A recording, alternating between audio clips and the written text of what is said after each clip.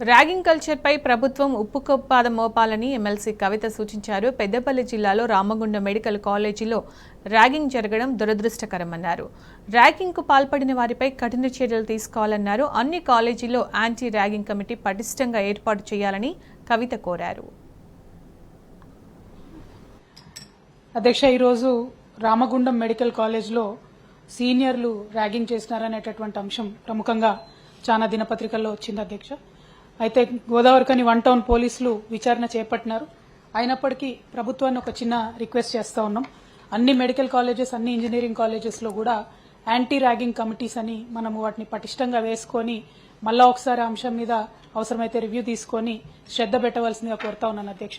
సున్నితమైన మనసున్నటువంటి విద్యార్థులు అనేక మంది ఇదివరకు ఆత్మహత్యలు చేసుకున్నటువంటి సంఘటనలు కూడా మనం చూసినాం కాబట్టి ఈ అంశాన్ని సీరియస్ గా పరిగణన చేయవలసిందిగా గవర్నమెంట్ ని నేను అభ్యర్థిస్తున్నాను అధ్యక్ష.